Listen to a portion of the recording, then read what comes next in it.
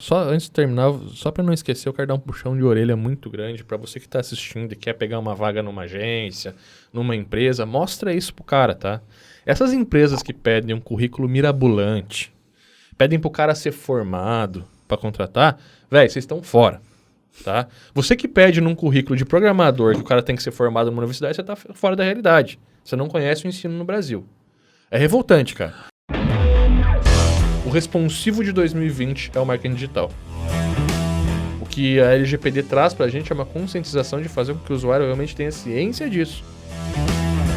Cara, aí é uma opinião minha, mas eu acho que é tendenciosa, tá? Já deixo isso de cara porque é como eu consumo conteúdo.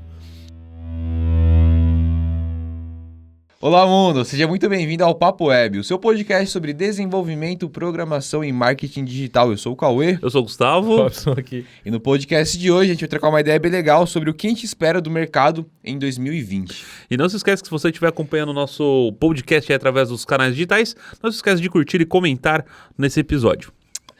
Pra gente iniciar então, vamos Parece falar... um locutor, né, galera? Esquece de curtir e comentar. Comandante Hamilton aqui, ó. O mercado local e o mercado online. O que você espera para 2020? Para desenvolvedores, né? Cara, eu acho que assim, o mercado online, ele já é bastante disputado. Então, entende-se que a gente vai partir agora para uma profissionalização. Então, começou a surgir vários serviços e tal, e isso ficou meio distribuído e tende agora as agências começar a rodar mais ciclos dentro da própria agência, digamos assim. Você estava falando isso há 2 semanas atrás, né? Porque o que acontece? A gente veio de um mercado que evoluiu do desenvolvedor, que atende a sistemas, a começar a atender empresas. E o serviço estava meio separado. Então veio a publicidade de um lado, veio o desenvolvimento do outro, veio a programação do outro, saca? E agora a gente vê que a agência digital como um todo, ela está começando a assumir o mercado. Então, o cara que faz o marketing, o briefing, vende, trata com o cliente, gera o resultado, não é mais o programador que está na frente. Ou é quando ele faz isso também.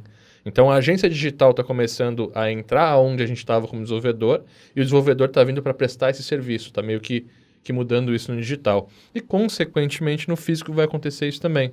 Só que no físico tem uma diferença que eu consigo fechar com o cliente e contratar o que eu não tenho ainda. No caso, eu não faço marketing, eu não gero o resultado ainda, eu consigo fechar o sistema e contratar o marketing e eu prestar o serviço na outra ponta. No digital já é um pouco mais dinâmica a coisa, não sei se eu consegui me fazer entender.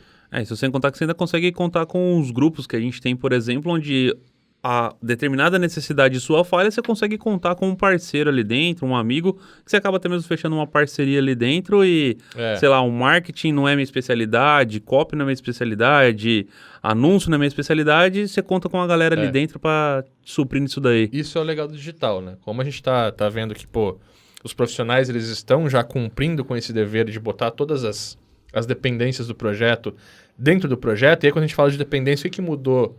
O que eu vejo que mudou de 2009 para a gente entra em 2020 mudando? É que a dependência do projeto não é mais só... A gente começou há 2 anos atrás sendo... começou o responsivo e tal, o site tem que ser responsivo, tem que ser otimizado, tem que ser mais no Google. O mais no Google começou a descer e o mais no marketing começou a subir. A gente entra em 2020 agora, entendendo que é um requisito básico do projeto ele ter uma estratégia de marketing. Ele tem que ter uma landing page de conversão, ele tem que ter uma estrutura de e-mail, ele tem que ter anúncio rodando. É básico isso. Como foi o responsivo antigamente, hoje é básico você ter que ter uma estrutura preparada para receber o marketing digital ali, saca? E você está entendendo que, então eu preciso hoje, para ser programador, ser um profissional de marketing também? Não. O digital hoje, estar em bons grupos, te permite contratar isso e orquestrar a ópera. Então você focar naquilo que você realmente é bom e começar a agregar, né, os outros serviços, mas entender que para você vender um projeto hoje que realmente gera valor, ele tem que ter o site, tem que ser responsivo, tem que ser bem projetado e tem que estar pronto para converter. Rastreamento, conversão, estratégia e tudo mais. Eu acho que esse é o básico. O responsivo de 2020 é o marketing digital. É legal porque antes, pelo menos o que eu vejo é que a gente ia publicar um site, a gente tinha que ir lá mexer no robots.txt, as URLs que tem que bloquear ou não... Cadastrar o site no Google Webmasters para o Google poder indexar as páginas, fazer todo aquele checklist do SEO. Hoje você já aceita com o cliente falando assim, beleza, qual que é a verba que eu tenho para poder distribuir esse conteúdo? Então o SEO acabou passando totalmente desapercebido porque aquela estratégia orgânica que a gente tinha, hoje acaba sendo quase que, praticamente que nula comparado à estratégia que a gente tem no pago, né? Você quer ver? Antigamente, para a gente botar um projeto no ar, a gente olhava muito mais para o quê? Meta tags, otimização extrema, backlinks, o que você falou, fazer os backlinks do Google, sitemap, parará. Então, esse era o básico. Hoje em dia, qual que é a primeira coisa que você faz quando bota um site no ar? Traqueamento. Bota os pixels para rodar, cria os públicos e faz anúncio para as palavras-chave principais do negócio. Então, assim, qual que é o cara que vai pensar em SEO hoje, ele está pensando numa estratégia para começar a aparecer na primeira dobra do Google ou na primeira página do Google em 2, 3 meses.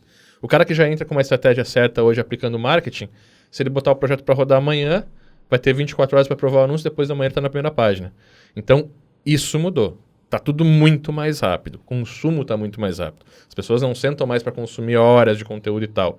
Elas estão aceitando mais as opiniões e as opiniões estão vindo por anúncios. Não tem outro, sabe? É fato. Na rede social, cara, se você pegar um feed hoje, a cada 3 orgânico, 1 é pago. Os stories também é a mesma Stories, coisa. se você passar 3 stories, 1 é pago. Então, assim, o projeto ele tem que estar pronto para isso, saca? É bem o que eu falei. Antigamente, a gente entrou numa era que, podia ou não ser responsivo, a gente agregava o responsivo como fosse um serviço adicional. Mas o meu é responsivo aqui, vamos botar 300 a mais, 400 a mais. Eu lembro quando começou, eu cobrava 400, 500 reais a mais para deixar responsivo. E aí se tornou básico. Aí quando começou agora a história de traqueamento, 2019 foi um ano que o marketing digital chegou no Brasil. E aí a gente começou fazendo isso. Vamos botar uma estratégia a mais, vamos botar um traqueamento. Ainda dá para cobrar por isso hoje, mas você vai cobrar pelo serviço agregado no mês a mês.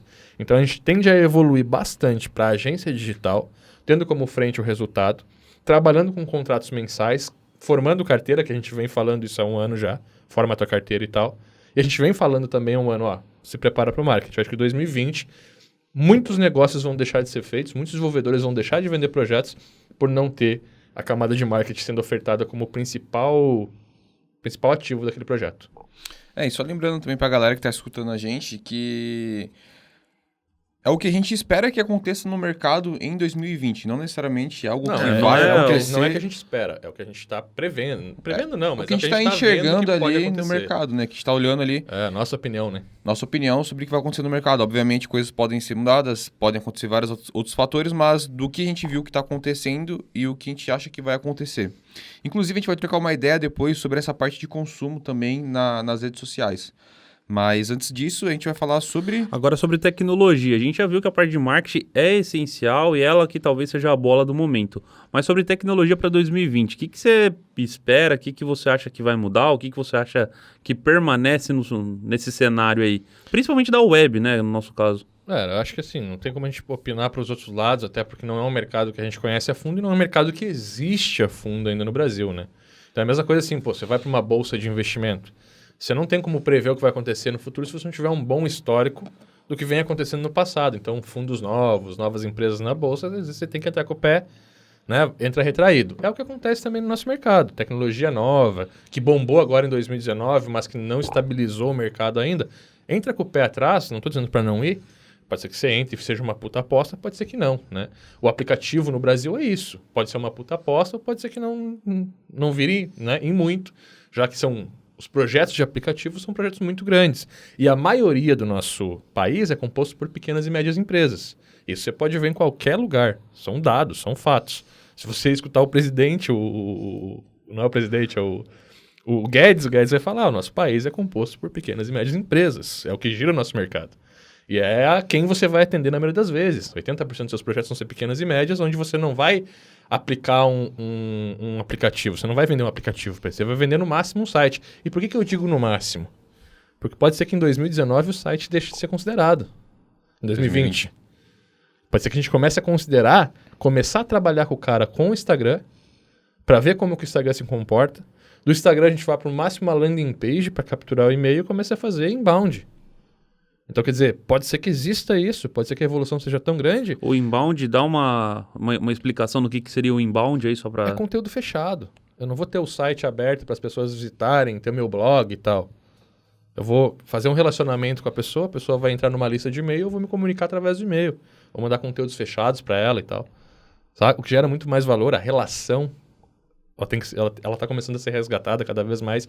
É o que está diferenciando os negócios, saca? A relação, o tipo de relação que tá tendo ali. Porque as pessoas estão saindo daquele turbilhão de empresas atuando agora na internet, aqueles milhares de e-mail, e eles estão começando a filtrar, estão começando a escolher. Eu acho que essa é a tendência, a gente começar a escolher o que a gente consome. Quando começou as redes sociais, por exemplo, era legal você ter 5 mil amigos. Agora é legal você ter 20, 30 para conseguir acompanhar o que está acontecendo. Então essa evolução, eu acho que essa educação ela está acontecendo normal. E tende a afetar bastante como que a gente vai interagir, como que a gente vai vender. Então, como eu falei, eu acho que é muito complicado você investir na camada do aplicativo quando a camada do web muitas vezes está sendo desconsiderada. Eu não sei quanto a você que está assistindo, mas comenta aí se não aconteceu já do cliente querer te contratar só para fazer melhor o Instagram dele ou para fazer o Facebook dele melhor, ao invés de querer um site. Porque eu acho que já está acontecendo isso. Acho que as empresas já estão buscando se destacar mais nas redes sociais e tal. Não que isso seja o certo, pelo amor de Deus. Você nunca pode definir uma estratégia ou construir uma estratégia pensando em seguidor. Sabe? Você tem que gerar conteúdo na rede social, você tem que... Obviamente, é o mercado, isso está acontecendo, o marketing digital nos levou até isso, em você ter um bom posicionamento na rede social, e aí pode ser YouTube, pode ser Instagram, pode ser Facebook. Facebook nem tanto hoje, está mais no Instagram e no YouTube, pelo que eu estou vendo. Mas você ter essa estratégia dentro dessas redes sociais sempre para levar para outros canais. Né? Entrou forte agora as estratégias de WhatsApp, entrou esse ano, está evoluindo para o Telegram. As empresas estão levando a galera para o Telegram e não é só nós que estamos levando. Os fundos de investimento, se você for pegar hoje, eu vi isso, é bem legal. Você assina o fundo, assina o plano mensal e eles te dão acesso a um grupo no Telegram para tirar suas dúvidas e tal. Então, o mercado está começando a utilizar esses meios novos de comunicação mais aproximados para realmente se diferenciar. E isso é legal. E, inclusive, você falou dessa parte da rede social, que as pessoas querem comprar isso, querem se destacar. Até a própria pesquisa, obviamente que grande parte das suas pesquisas você vai colocar no tio Google para achar, mas uma galera também já pesquisa diretamente na rede social. Sim. Eu, por exemplo, eu vou pesquisar uma empresa ou algo que eu vou consumir, eu coloco no Instagram, eu coloco no Facebook. Se tiver um perfil legal, um perfil bacana, com certeza eu tenho mais possibilidade de estar consumindo aquele tipo de produto, aquele tipo de serviço. Então, passar para a galera que o site é necessário? Sim, é necessário. Só que não é mais o principal. É uma das partes do que você vai estar vendendo para o seu cliente. Existem vários outros serviços que você, como programador, como desenvolvedor, consegue estar fazendo e realizando através das redes sociais, levando para outros caminhos que vai te dar tanto lucro quanto mais lucro do que necessariamente desenvolver um site, né? Um projeto num fluxo normal, eu acho que você acaba utilizando redes sociais para acabar atraindo as pessoas, mostrar o seu serviço, o seu produto, seja ele o que for. Depois que você atraiu, você vai acabar utilizando uma outra ferramenta ou um recurso que você desenvolveu para poder reter ela. Que daí você vai colocar lá numa ferramenta de e-mail marketing ou dentro da sua própria plataforma para que você possa ter uma comunicação mais próxima. Porque todo mundo sabe que seguidor, tem até aquela frase, né? Seguidor não paga conta, inscrito não paga conta. E quando você tem um relacionamento mais próximo na sua ferramenta de e-mail marketing, alguma coisa assim, fica muito mais próximo de você conseguir um contato com ela, informar sobre um novo conteúdo, um vídeo que saiu, um cupom, um desconto promocional, alguma coisa que você está fazendo. Então, utiliza as redes sociais para poder manter ela entretida, saber de uma novidade, o espaço que você tem, como que você está organizando, foto do seu produto e tudo mais. Só que a partir de um certo ponto, traga isso para dentro da sua base.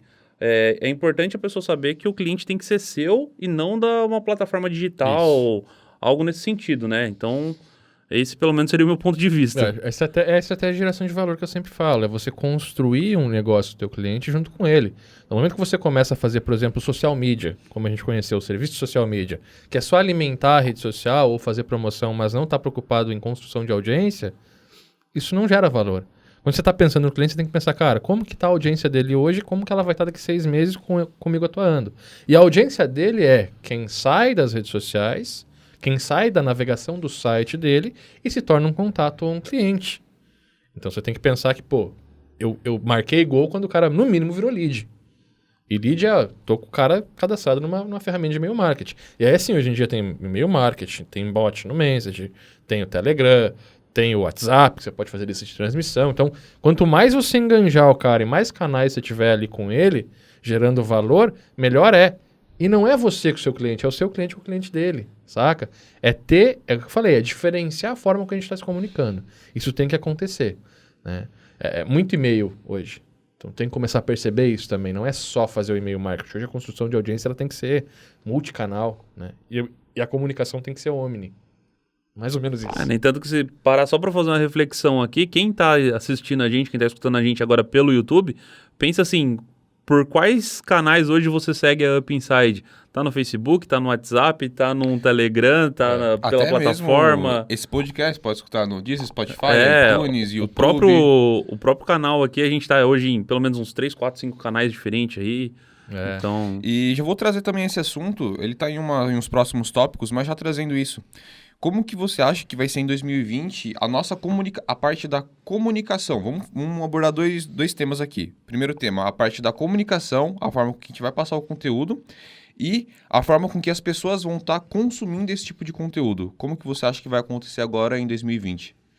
Cara, aí é uma opinião minha, mas eu acho que é tendenciosa, tá? Já deixo isso de cara, porque é como eu consumo conteúdo. Eu percebi que eu parei de ler conteúdo. Eu lia muito. Eu lia muito conteúdo, gostava de ler muito conteúdo. Hoje eu parei de ler. E hoje é difícil o vídeo grande que eu assisto.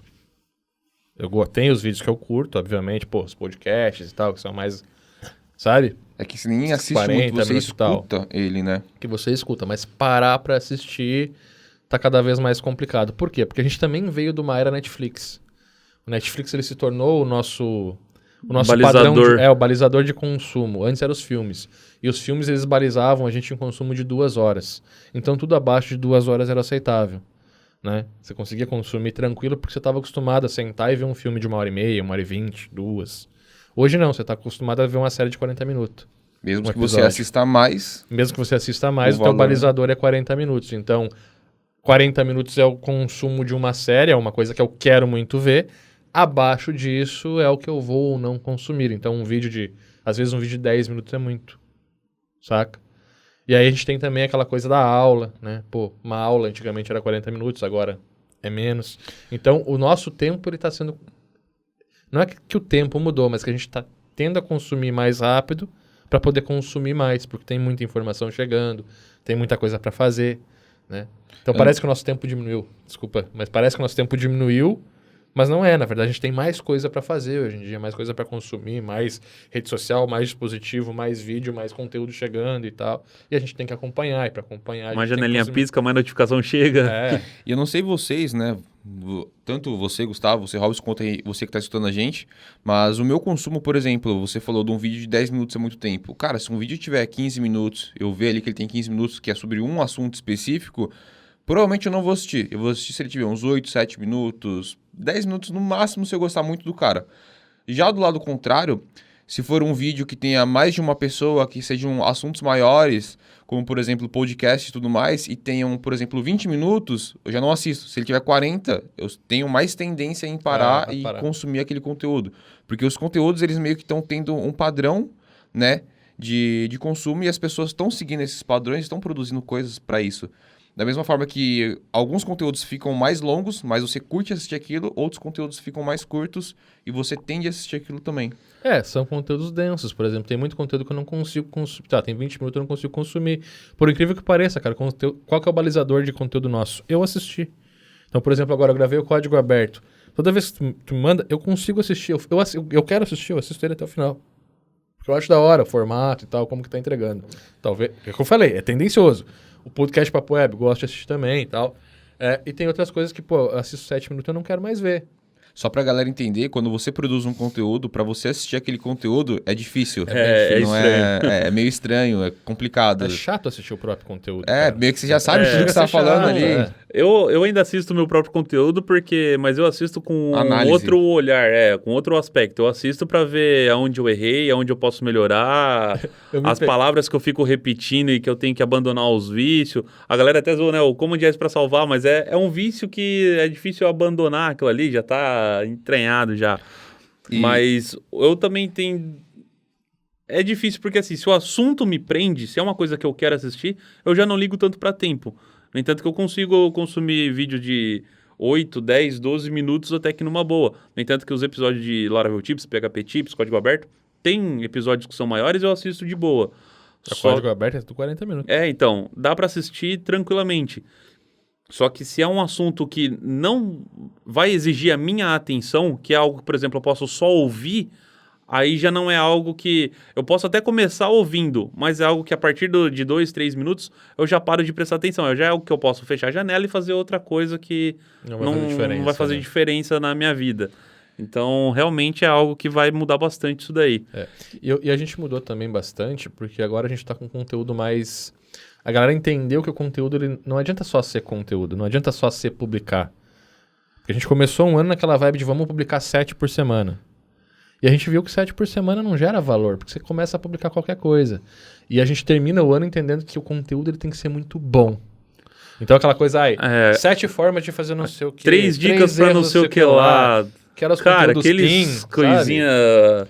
Conteúdo de momento tá morrendo. O que tá virando agora, presta atenção conteúdo nisso, Baby tá? Shark. Conteúdo bem feito. Conteúdo que realmente gera transformação. Conteúdo que tá conectado com a tua proposta, com a proposta da tua empresa. Aplicável.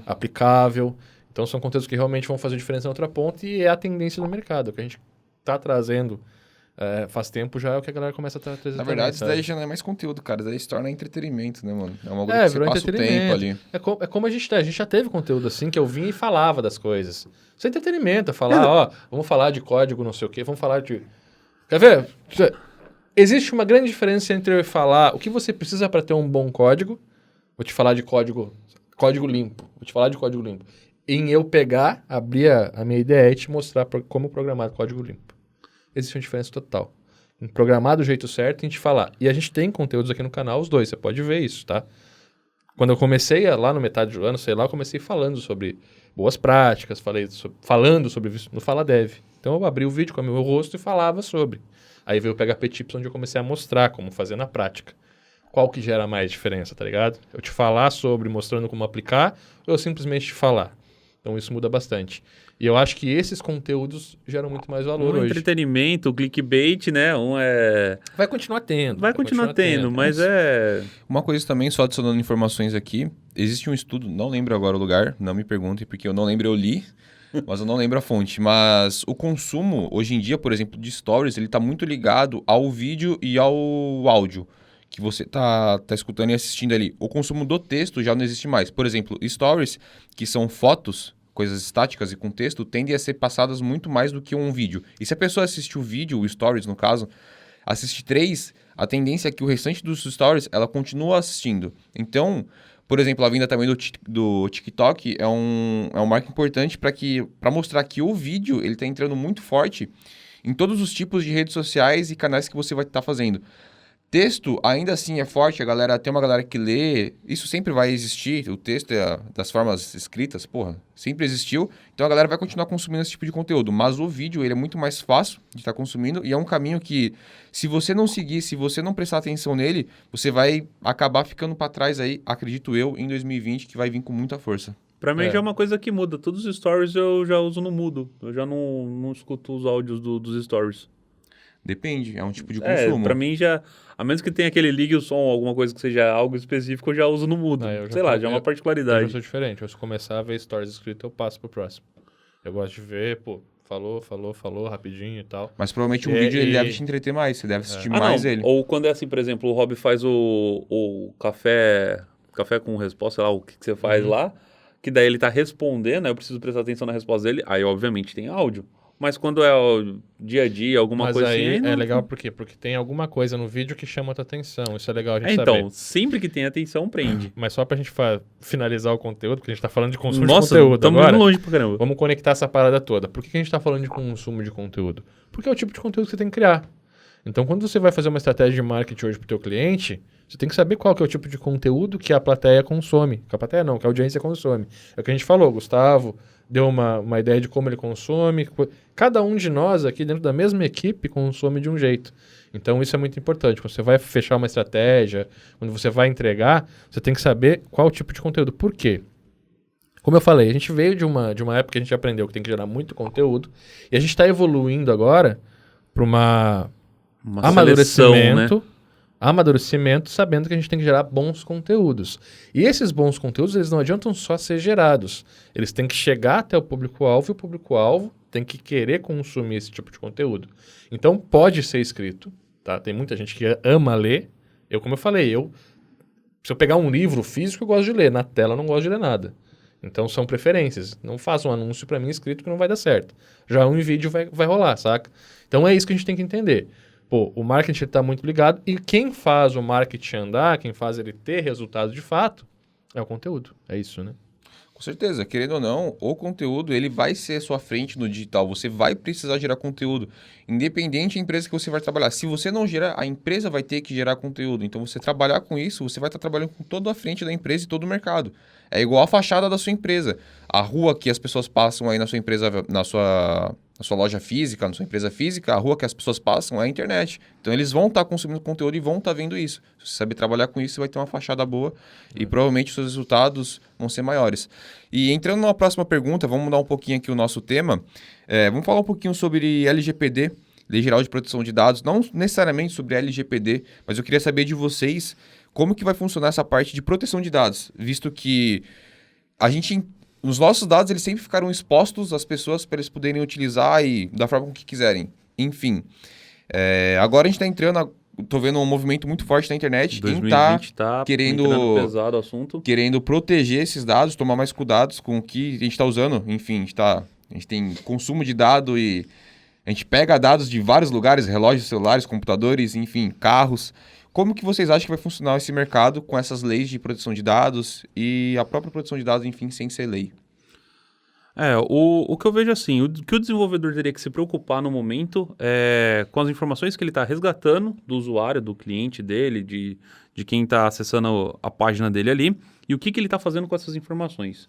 O que eu dei uma lida meio por cima até agora é que, basicamente, ele vai ter que informar para o usuário, para quem está acessando aquele conteúdo, o que ele está resgatando do usuário, que por via de regra não é tão difícil, porque já que a pessoa vai ter que informar isso daí, e o que ele está fazendo e com quem que ele está compartilhando. No geral, os dados mais sensíveis que a gente tem é questão de pagamento, que no geral a gente utiliza, por exemplo, outros meios de pagamento, então não seria tão prejudicial essa questão aí. Mas, por exemplo, a gente tem ferramenta de e-mail marketing. Não necessariamente a gente está compartilhando esses dados, porque quando ele preenche isso daí, ele está dentro de uma outra página, que a outra página já está compartilhando isso. Então não seria uma responsabilidade da gente fazer isso. Mas é importante na página ter um aviso, ter aquele disclaimer ali, aquela mensagenzinha, informando de que ele está aceitando os termos, de que os dados dele serão compartilhados com outras fontes de dados ali, e que ele está ciente de que o nome dele, de que o e-mail dele está sendo utilizado para esses fins de e-mail marketing e tudo mais. Se tratando somente dessa questão, se ele estiver fazendo uma campanha de marketing, por exemplo, para o cliente dele, não teria problema nenhum. Se ele for se envolver com meios de pagamento, aí o ideal é que ele tenha uma autoridade em cima disso daí para poder avaliar a necessidade dele, o que tanto que ele está utilizando de dados e tudo mais. Só que daí a gente já não tem tanta autoridade para falar sobre essa questão. Seria o ideal que ele tivesse um advogado para poder avaliar os dados que ele está compartilhando, os dados que ele está resgatando, com quem que ele está com quem que ele está compartilhando isso e a maneira com que ele está armazenando. Porque na LGPD também tem aquela questão de que se o cliente solicitar, ele pode remover os dados, enfim, que até teve aquela treta maligna com o Facebook. Exato. Então aí o ideal é que ele tenha uma autoridade acima disso para poder discutir o termo. Eu acho que assim, cara, o meu pensamento é que isso tende a amadurecer, né? A gente está entrando em 2020 agora e existe esse amadurecimento mesmo, existe essa preocupação que até então não existia. Mas eu acho que a gente já faz isso muito bem, sabe? Quem trabalha sério na internet já faz isso, já cuida dos dados, não compartilha. Quando a gente está falando, por exemplo, pagamento que você falou, a gente tem um pagamento white label com a Pagar.me hoje. Então a gente não precisa necessariamente dizer, olha, a gente está compartilhando seus dados, porque na verdade a gente não está. Esses dados são criptografados, a gente gera um key, então esses dados não tramitam na internet, saca? Claro, quando eu estou utilizando para campanhas, vou fazer uma campanha, tem muita coisa, por exemplo, empresas como a Criteo, que você compartilha de fato os dados, sabe? Você vende os dados, empresas assim, você vende os dados, para que ela possa vender para outras empresas fazer marketing para você. Então, eu acho muito importante ter esse aviso. Pô, estou entrando no teu site, você senta, sei lá, no site X E essa cripto compartilha informação com o site Y para te fazer anúncio. Ou eu tô falando no celular sobre alguma coisa, aparece anúncio da parada para mim. Saca? Eu acho que esse tipo de informação tem que amadurecer sim. Eu acho que é uma invasão de privacidade muito grande. Mas tende a amadurecer, tende aos termos de serviço começar a ser levado a sério. Se você entrar na Up Inside, por exemplo, a gente tem os nossos termos, como que a gente vai usar os dados, tá tudo lá, só que ninguém lê. O que a LGPD traz pra gente é uma conscientização de fazer com que o usuário realmente tenha ciência disso. E principalmente quando houver o compartilhamento. Mas é uma coisa simples, cara. Eu acho que é simples, existe sim um manual de integração que a gente tem que prestar atenção em como que isso vai refletir no Brasil. Ainda não existe uma, sabe? Lembrando que a lei maior disso daí tá lá na Europa, não tá aqui GDPR, também ainda, né? Não tá aqui. A GDPR. Outra coisa importante de saber é que um contrato firmado continua sendo um contrato firmado. Então, se um europeu entrar no meu site hoje, ele está aceitando os meus termos. Tem que ficar mais claro isso, ele tem que clicar lá e aceitar quando for se cadastrar. E a gente vai fazer essa adaptação, obviamente, na plataforma agora também, é uma preocupação nossa. Mas assim, no momento que você entra no meu site, não importa onde você esteja, no momento que você entrou no meu site e aceitou os meus termos de serviço, é isso que rege, sabe? É um contrato que a gente faz, quando eu vou vender um site, é o contrato que rege a relação. Então, acho que isso tende a se manter superior em outros países que não a Europa. Mesmo que o europeu venha consumir o meu serviço, se ele aceitar os meus termos de fato, estando ciente, ele está aceitando, né, como que o meu serviço trabalha. Agora, se eu quiser abrir na Europa, aí, obviamente, eu tenho que ser exatamente o que fala na lei, não muda. Inclusive, também entrou a lei para as crianças, né, que o YouTube, principalmente quando você faz o upload de um vídeo, você tem que informar se esse vídeo é para criança ou não, pela alta... Galera, as crianças estão consumindo muito conteúdo na internet. Aí eu acho que não é nem lei, cara. Eu acho que é mais o YouTube tomando pau mesmo, sabe? Deu bastante ruim aí esse ano. Youtuber que fazia conteúdo pra criança, falando palavrão, ensinando coisa, sabe, que não devia ensinar. Sim. Teve criança que perdeu a vida, sabe? Os caras ensinando umas paradas que, a criança foi lá e não, sabe? Então, acho que é mais o YouTube se precavendo. Conscientização. É precaução. No momento que eu falo que é pra criança e acontece alguma coisa de ruim com uma criança no meu vídeo, a bola vem pra mim, não é mais YouTube. Sim. Porque eu falei, YouTube, é pra criança, pode mostrar. O YouTube mostrou é ruim e eu sou processado, não o YouTube, o que não acontecia. O que ele tá fazendo é só uma transferência de responsabilidade ali. Ele tá transferindo a responsabilidade para quem envia o vídeo. E a LGPD também não deve ser nada mais do que isso. A única coisa que tá fazendo é deixar claro a responsabilidade do que tá sendo feito com os dados da pessoa ali. E acaba entrando também, essa LGPD abre também um mercado bom para os programadores estar atuando. Querendo ou não, várias empresas vão precisar se atualizar, querem se atualizar. E vai abrir uma brecha no mercado para que você consiga atuar e consiga também adicionar. O serviço tende a ser mais profissional também em todas as camadas. Quando tu falou do Active Campaign. No momento que a gente faz com o Active Campaign, é disparar e-mail para nossa base. Só que tem gente que vende disparo de e-mail. Tem gente que vende. Entendeu? Então isso tem que ficar claro. Por exemplo, num guia comercial, quando eu fiz lá atrás, eu captava e-mail para fazer propaganda para todas as empresas. E ponto. Hoje em dia eu tenho que falar, olha... A gente vai fazer propaganda para todas as empresas do site. Se eu não falar e se fizer, spam. Não era. Então, essa conscientização vai mudar bastante também. Eu acho que tende a evoluir, mas acho que tende a ser bem tranquilo também. Mas vai cair naquilo que a gente estava falando, né? Sobre o design responsivo. Hoje é uma coisa que você pode ganhar um dinheiro. 2021 já vai ser uma coisa que é obrigatório. Você vai ter que saber e isso não vai ser um a mais. Vai ser obrigatório. Então, a hora de você aproveitar sendo bom porque todo mundo agora. acaba se profissionalizando disso daí. O dado que você captou para aquele cliente, para aquele fim, acaba sendo daquele cliente para aquele fim. Se você utilizar, baixar ali, se exportar para outro cliente, ou revender, ou fizer qualquer coisa, provavelmente vai ser configurado, sei lá, como um crime, ou vai ter que pagar de alguma maneira, alguma multa, ou sei lá. Então, acaba sendo bom para... E é ótimo também porque assim, cara, quanta empresa te liga que você nunca... Você acaba recebendo um monte de e-mail lixo, nada a ver. Você recebe um monte de coisa que hoje em dia é o quê? É claramente alguém compartilhando seus dados, vendendo seus dados, revendendo. Então isso eu acho que tende a acabar e a gente tende a ter o que a gente já faz sendo mais valorizado, porque hoje a gente já faz todo um opt-in, uma confirmação, pega autorização para fazer propaganda, saca? As pessoas que acessam o nosso site são as pessoas que vão receber nossos anúncios, a gente não sai disparando para tudo quanto é lado. Isso acaba até sendo bom pra gente, né? É ótimo, então pra gente a gente já faz isso, a gente já, sabe, já cuida bem da nossa audiência. E os profissionais mesmo já cuidam bem também. O que tende esses tiros de escopeta que dá pra cima hoje em dia tende a acabar.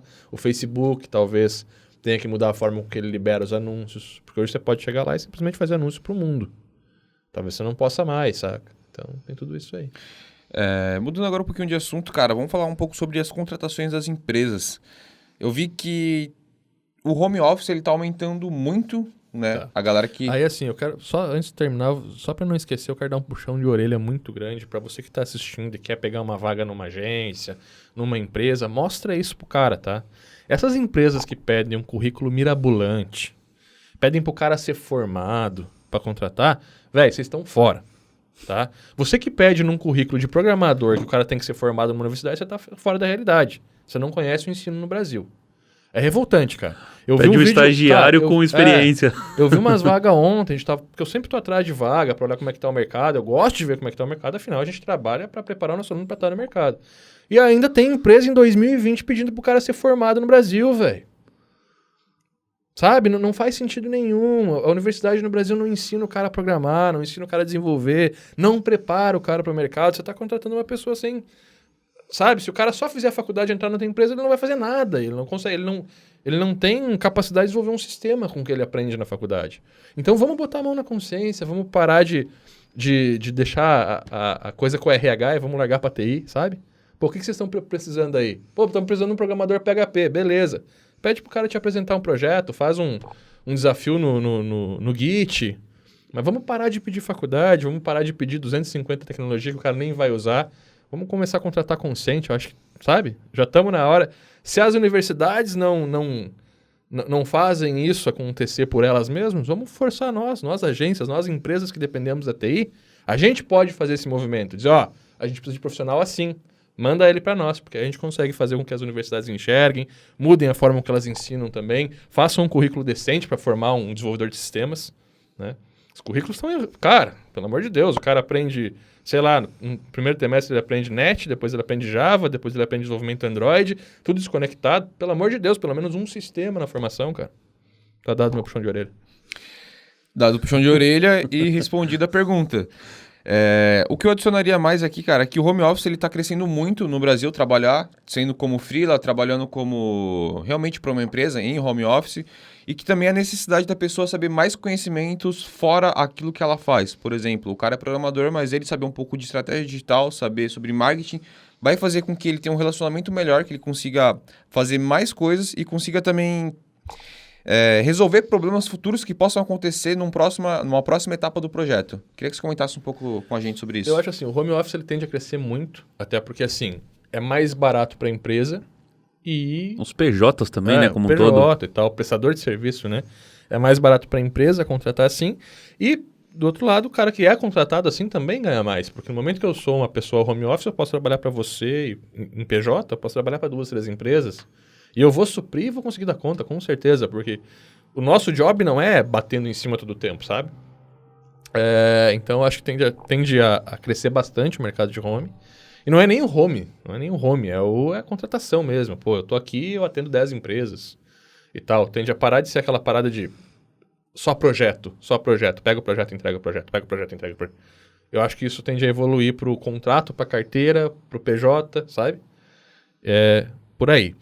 Qual que era a outra? E a parte do food, você ter mais... Nem que você não Estratégia, necessariamente né? ser o melhor em estrategista, Tá. mas você saber fazer para que você possa Então, o resolver que eu problemas. vejo, o profissional full stack, ele até hoje, ele é o cara que ele manja de front, de back, de UX, de UX, de implementação, SEO, um pouco de cada e ele é especialista em alguma coisa.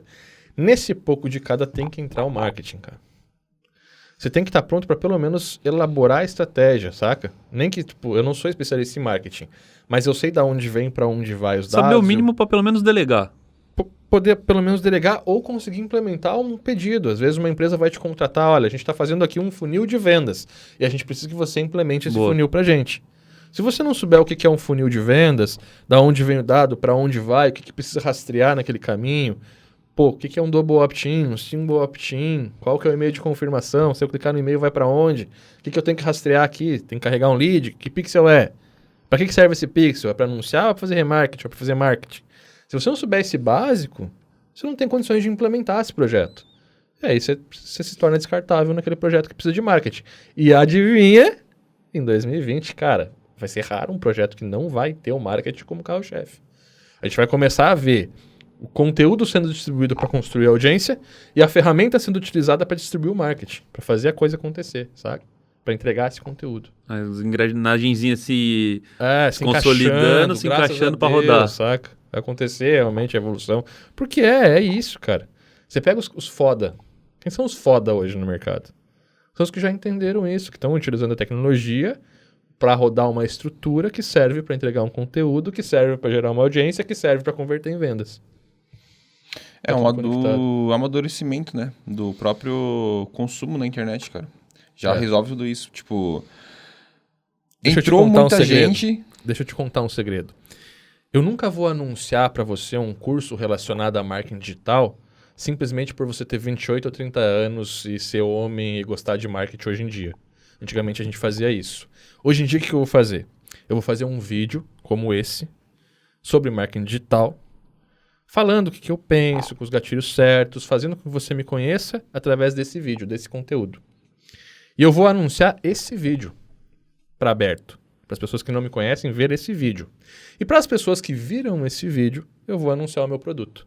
Então a gente está fazendo o quê? A gente está usando o conteúdo para construir uma audiência realmente pronta para comprar, né? Uma audiência qualificada, e a gente está anunciando a venda para essa audiência. Então realmente a gente tem agora os marketing de 3 passos. A gente constrói primeiro a audiência, não precisa mais ser no e-mail. O e-mail ele facilita, obviamente, mas hoje a pessoa que vê meu vídeo é meu lead, eu consigo fazer marketing para ela depois, exclusivamente para quem viu o vídeo. No Facebook, inclusive, eu consigo ver as pessoas que viram até 25%, 50%, 75%. Consigo pegar e anunciar um vídeo de um conteúdo muito bom, jogar dinheiro nele, construir uma audiência de pessoas que assistiram até 75%. E nesse vídeo eu ensino alguma coisa relacionada ao meu produto. Vamos falar de emagrecimento. Eu ensino que dieta low carb é boa, ou que jejum intermitente. Jejum intermitente vai fazer você emagrecer. E aí nesse vídeo de 10 minutos eu falo só isso. E aí eu pego e jogo muito tráfego nesse vídeo. O que acontece nesse vídeo? As pessoas veem que vão ver a análise técnica, vão conhecer o apresentador, que é uma autoridade, vira uma autoridade por estar passando aquele conteúdo para elas. E existe toda uma coisa que a gente já fazia antigamente acontecendo num vídeo só. Antes a gente fazia 7 contatos, sabe? Só que hoje está mais rápido. Então, nesse vídeo de 10 minutos, eu faço tudo isso em 70% do vídeo. E para as pessoas que assistiram 75% do vídeo, eu mando o anúncio de um e-book sobre low carb. Qual a chance que você tem de vender mais do que eu se você estiver numa estratégia de anunciar para qualquer um saber sobre low carb? Sabe? Então, o conteúdo está se tornando ainda mais importante, porque ele é quem constrói a audiência hoje. E isso está em todos os... A não ser que você vá fazer banner, velho, que você vai fazer panfleto, você precisa disso. Você tem que, sabe? Coloca isso no pacotinho, a barbearia, a loja de roupa. O que é o conteúdo na loja de roupa? Não precisa ser necessariamente um blog. Pode ser uma modelo vestindo as roupas e você postando no Instagram. Chegou novo na loja. Que é o que as blogueiras fazem o dia inteiro. Tá aí. Então isso está se tornando normal, sabe? O conteúdo está se tornando normal. Você consumir o conteúdo sobre produtos sem necessariamente estar com a intenção de comprar o produto, mas aquilo gera a intenção e o marketing vem o remarketing vem depois. Então a gente está fazendo os 3 passos corretamente agora. Produzir o conteúdo, distribuir e fazer a venda para quem recebeu esse conteúdo. Isso é forte, saca? Massa. Tô olhando aqui, cara, o tempo vai se esgotar, a gente trocou uma ideia bem legal, visto que a gente conversou no começo do podcast que o consumo tende a ser de 40 minutos mais ou menos, então... Já extrapolamos, estamos ali no... Provavelmente deve estar entre Já 45 passamos. minutos agora mais ou menos, não sei se vou conseguir acertar, mas enfim, por aí. Se você tiver mais alguma consideração do que você acha que vai acontecer em 2020, quais são as suas previsões, o que você acha que vai rolar, deixa nos comentários pra gente ficar sabendo também. Se você quer que a gente comente algum assunto que a gente não falou ainda, bota nos comentários também que a gente vai estar analisando e preparando esses conteúdos para vocês. Esse foi o podcast, então, o que a gente acha que vai acontecer em 2020. Lembrando que são opiniões. Nossas previsões para 2020. Previsões para 2020. Ligue já. Ligue já. Acredito que vai ser um ano muito bom. O próximo vai ter um baralho de tarô aqui em cima. Vai ter... Bom, esse foi o nosso podcast, então. Eu sou o Cauê. Eu sou o Gustavo. Robson aqui. Valeu. Vamos.